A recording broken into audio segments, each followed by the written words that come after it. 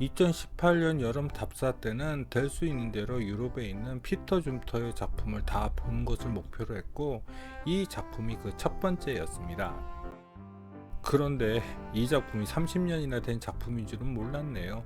이렇게 간단한 구조의 건물이 잘 관리가 되어 있어서 깜짝 놀랐습니다. 사실 제가 피터 줌터 이름도 2018년쯤 들었습니다. 주변에서 피터 줌터 하더라고요. 그런데 그의 명성만큼 인상 깊은 작품이었습니다. 피터 줌터의 작품은 한 번 보면 정말 잊을 수가 없습니다. 왜 그러냐고요? 이번부터 모두 5개의 줌터 작품들을 소개할 텐데, 그중 2개 빼놓고는 정말 가기 힘든데 작품들이 박혀 있습니다. 답사 가는 것 자체가 고생이라는 것이죠. 그래서 그 고생 끝에 만나는 줌터의 작품은 와우! 그래서 더 인상적인 건축으로 기억될 수 있겠네요. 줌터의 성 베네딕트 예배당 숭빛을 소개하는 저는 여러분과 함께 건축의 길을 가는 Cinema C Architecture A Psychoanalysis P 카푸 채널의 앞에입니다. 앞에입니다.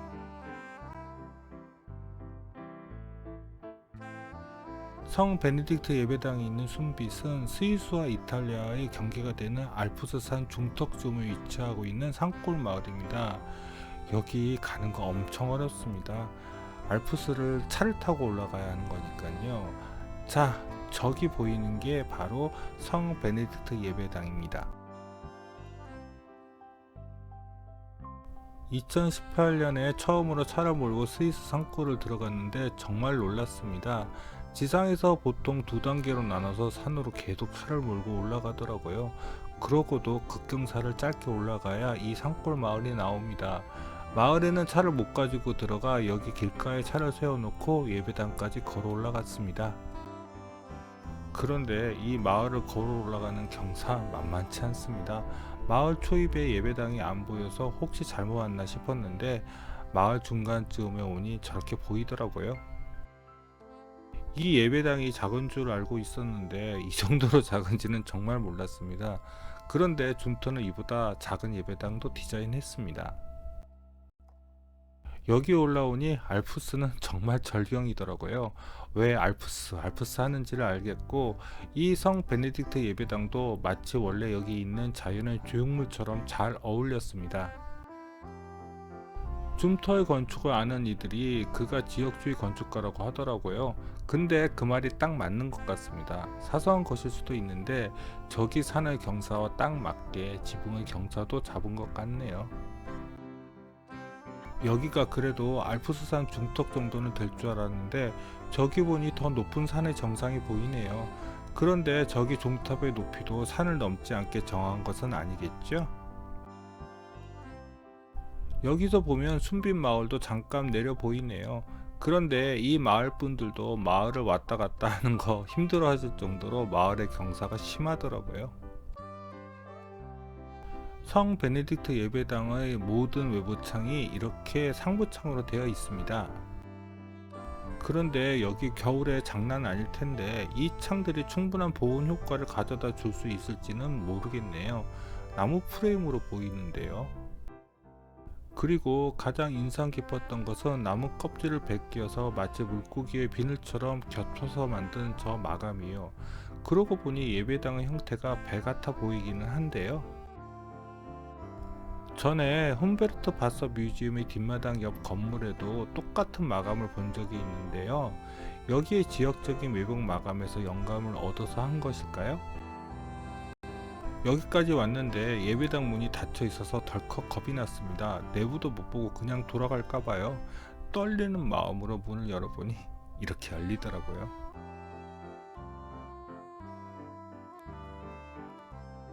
내부를 들어가니 입구 쪽에 방문록이 있더라고요. 그런데 거기에 누군가가 한글로 잘 보고 갑니다. 뭐 이런 식으로 글을 남겨둔 것으로 기억합니다. 그래서 저도 남겼습니다. 그런데 정말 여기는 와서 보기 힘든데요. 자, 그럼 내부로 들어가 볼까요?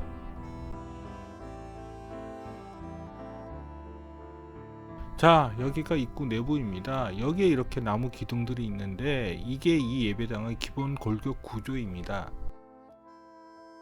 방명록은 저쪽에 있더라고요.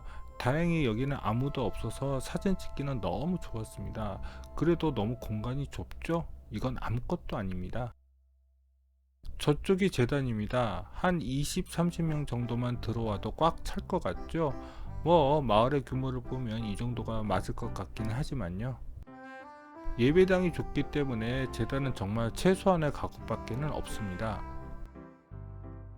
심지어는 십자가 하나도 벽에 매달지 않고 저렇게 재단 위에 올려놓았네요.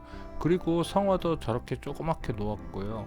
그래서 줌터를 또 미니멀리즘 건축가라고 하는 것이겠죠.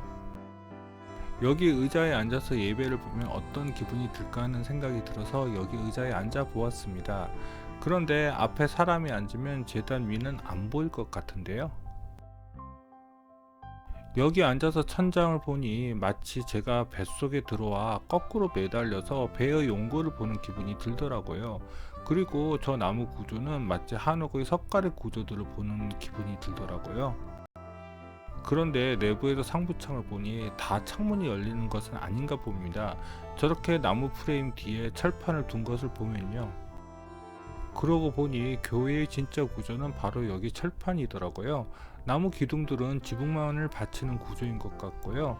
정말 싸고 간단하고 효율적으로 만들었네요. 여기까지가 성 베네딕트 예배당 순비서의 소개였습니다. 앞에 컨텐츠에서도 여러 번 말씀드렸지만 제가 원래 사전 조사를 잘 안 하는 편입니다. 그래서 처음 순빛을 들렸을 때 특이한 것을 보았거든요. 바로 여기 있는 예배당 폐허입니다.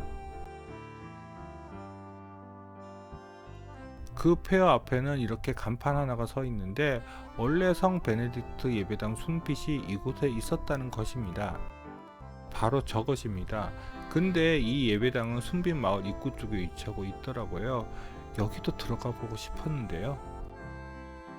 여기는 펜스가 있어서 들어가지 못하게 되어 있어 이렇게 바라볼 수밖에 없었습니다. 저런 폐허 공간도 궁금하긴 한데요. 어떻게 하다 보니 순빛은 제가 처음 찾아간 스위스 산골 마을이었습니다. 여기 올라가는 길은 짧지만 원웨이라서 반대편에 차가 오면 정말 눈앞이 깜깜합니다. 왜냐하면 반대쪽이 도로 펜스가 없는 절벽인 경우가 많거든요. 그런데 여기 사람들은 그런 길을 날라다니더라고요. 그런데 차가 없을 때는 이런 마을을 걸어서 오려면 하루 이상 걸릴 것 같은 생각이 드네요. 이상이 성 베네딕트 순빛의 소개였습니다.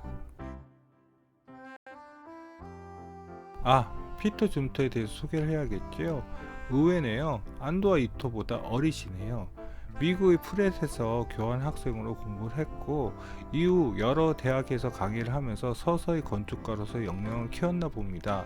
한국도 여러 번 와서 강의를 했던 것으로 기억합니다. 사실 처음 피터 줌터의 작품을 보았을 때 마리오 보타랑 같은 연배의 건축가인 줄 알았습니다. 그런데 정말 같은 연배이고 대신 보타는 젊었을 때부터 유명해졌지만 줌터는 늦게 만기했네요. 그런데 요즘은 스위스 건축가들이 잘 나가네요. 원래 르꼬르비제도 스위스 사람이잖아요. 그럼 구독과 좋아요 부탁드리며 이상 카프 채널의 앞에였습니다.